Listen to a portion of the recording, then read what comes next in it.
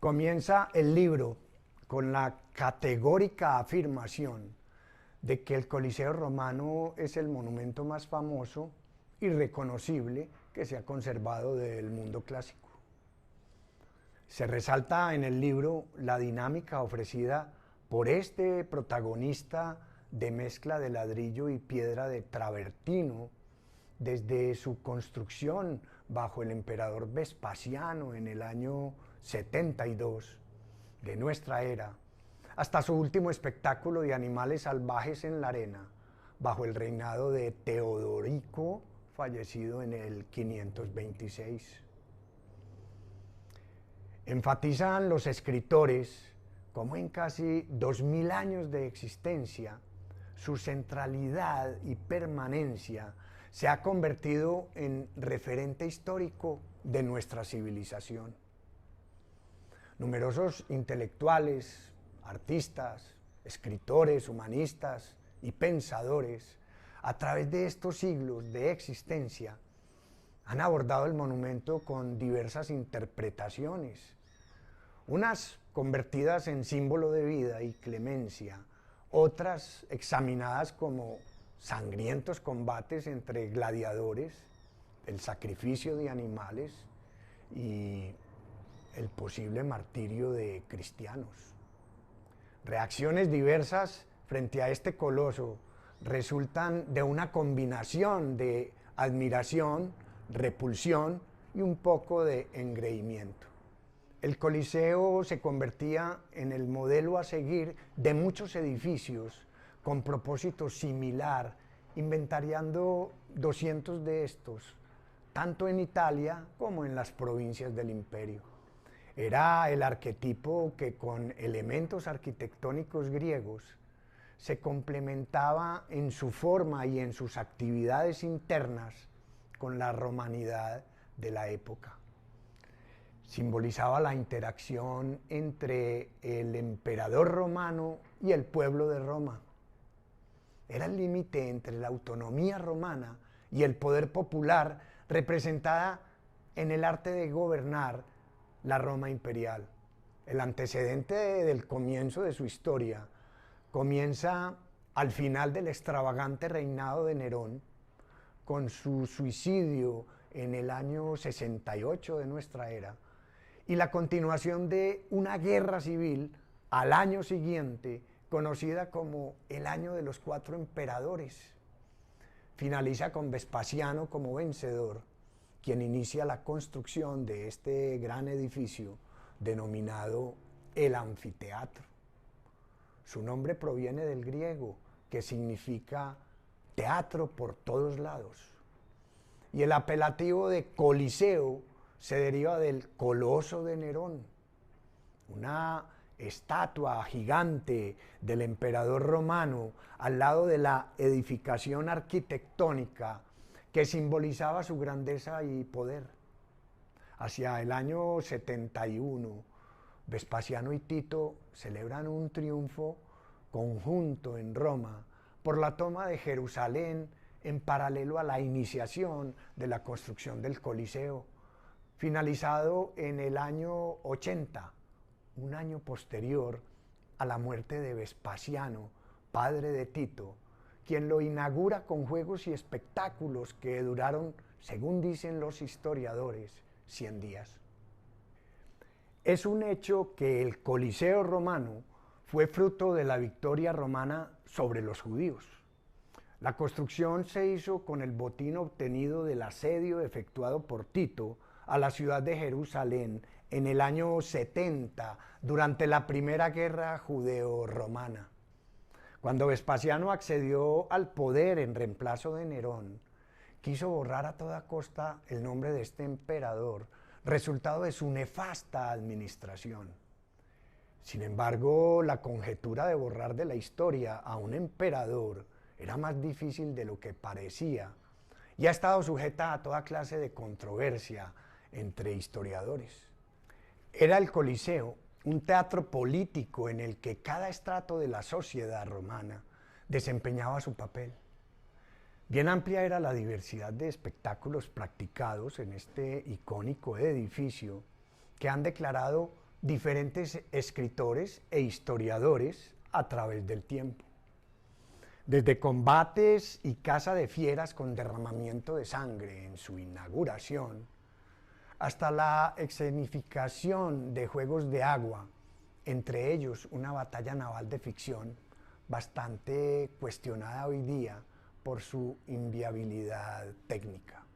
También relatos sobre la práctica de exhibir relaciones sexuales de mujeres con animales, además de la tradicional lucha entre gladiadores tan conocida y apetecida por la pantalla grande y cuya imagen de este personaje ante la sociedad romana era el de símbolo sexual. El origen de la palabra gladiador proviene de su espada gladius, nombre vulgar que denotaba la palabra pene, y de ahí la afición de las mujeres patricias de clase alta por estos rudos luchadores, cuyo promedio de vida era un poco menos de la mitad del tiempo de existencia de un varón normal romano de edad similar. Sean verdades o simplemente ficción, lo cierto es que emperadores y aristócratas financiaban los juegos para ofrecer con gran entusiasmo este tipo de espectáculos y afianzar así su popularidad con el pueblo. Son muchas las historias y los relatos, algunos convertidos en mitos y leyendas, sobre los juegos gladiatorios y en particular sobre estos combatientes llamados gladiadores, que trazaban una línea divisoria entre ellos y la sociedad romana. A pesar de que sabemos que se les impedía el acceso a cargos políticos y a convertirse en soldados, también conocemos que eran admirados y aclamados por el pueblo. Existe la gran pregunta sobre qué tan habituales eran estas actividades gladiatorias y el misterio sobre el papel específico de los diferentes tipos de gladiadores. Variedad de tipos de estos personajes expresaban el rol que tenían sobre la arena. Los murmillones o cabeza de pez, los tracios de espada curva y escudo pequeño, los combatientes en carro y, en fin, muchos otros tipos de actores que salían al combate en la arena. También existe aún discusiones sobre las famosas palabras que estos personajes decían ante el emperador de turno para dar comienzo al espectáculo, como aquella muy conocida que decía: los que van a morir te saludan. ¿Y qué tal el símbolo aquel que se efectuaba con el pulgar hacia abajo o arriba para indicar el voto de muerte del derrotado en la arena que tomaba el emperador? Todos estos controvertidos relatos, variados y convertidos, algunos de ellos en mitos, aún continúan siendo solo eso. Nos cuenta el libro que en las exhibiciones presentadas en la arena del Coliseo fueron más las víctimas de animales que de personas involucradas, pero en ambos casos la matanza escenificaba de cierta forma la conquista de Roma sobre el mundo conocido. No solo se trataba de masacrar animales, también se mataban delincuentes y prisioneros como parte del espectáculo. Se dice que muchos fueron los cristianos cautivos, sentenciados, víctimas de su condena a las fieras, mientras eran atados a postes para ser devorados por animales, pese a que no hay registros genuinos que aseguren la ejecución de cristianos. Existe la posibilidad de que esto haya sucedido, pero es solo una suposición, gracias a las obras literarias de la iglesia primitiva. En ellas se reflejaba la ideología del victimismo y el autosacrificio como testimonio de fe para llegar a Dios y convertir en mártires a los sacrificados. pasan los escritores del libro a un examen riguroso sobre lo que queda del Coliseo en su aspecto físico.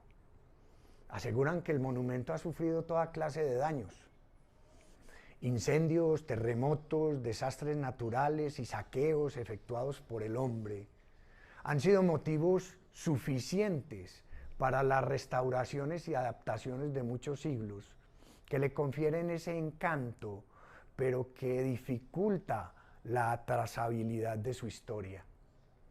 Dicen que las 2/3 partes de su estructura antigua ha desaparecido. Se ha perdido el revestimiento de mármol, sus ricas pinturas y estucos, además de las estatuas que antaño decoraban sus arcos exteriores. El visitante moderno del Coliseo puede apreciar en su centro una gran masa de muros subterráneos donde se encontraba el gran campo de entrenamiento de los gladiadores, además de los laberintos de pasillos y montacargas mecánicos que subían los animales a la superficie para el inicio de los espectáculos. Las repetidas guerras civiles e invasiones bárbaras de su último siglo de vida fueron la razón verdadera del fin de sus espectáculos sangrientos. Roma perdía cada vez más su importancia en beneficio de la nueva capital llamada Constantinopla, que conseguía la fuerza suficiente para continuar con el Imperio Romano de Oriente, como es llamado hoy por los historiadores. Pese al final de todos estos relatos, el último milenio de este gigante arquitectónico muestra gran cantidad de actividades y cambios sufridos acorde a los grupos de interés de cada momento de su historia. Durante gran parte de la Edad Media y comienzos del Renacimiento, el Coliseo fue más una cantera que un monumento. Los herederos propietarios, desde señores feudales hasta la Iglesia Católica, sumado a los terremotos y desastres naturales, permitieron la fácil extracción de piedra para suntuosas obras también hoy convertidas en fastuosas iglesias y edificaciones que engalanan la Roma turística actual. Para el siglo XVIII, el Coliseo comienza un proceso de cristianización como lugar de victoria cristiana sobre el mundo pagano. Para el siguiente siglo, el XIX, llega un grupo arqueológico que excava y saca a la luz la profundidad de sus cimientos, y para comienzos del XX se excava de nuevo bajo el patrocinio de Mussolini y su gobierno fascista, cuyo entusiasmo por la arqueología de la antigua Roma fue un hecho histórico real. Su interés por encontrar vestigios antiguos dieron fin a la eliminación de todo ese entramado religioso. La religión ya nunca regresó por completo al Coliseo, pese a que Mussolini permitió mantener y resaltar una nueva cruz que sigue en pie al lado de la arena como parte de la identidad cristiana del lugar. Hoy día ese monumento se presenta ante el mundo como aquel coloso arquitectónico más famoso y reconocible que se ha conservado del mundo clásico. Y la prueba más fehaciente de semejante afirmación se encuentra en la visita de más de 12 millones de personas al año. La pregunta que yo me hago después de leer el libro es, pese a la cantidad de intervenciones realizadas a través del tiempo, ¿cómo es posible que esta edificación de casi 2000 años permanezca en pie? Definitivamente un descreste.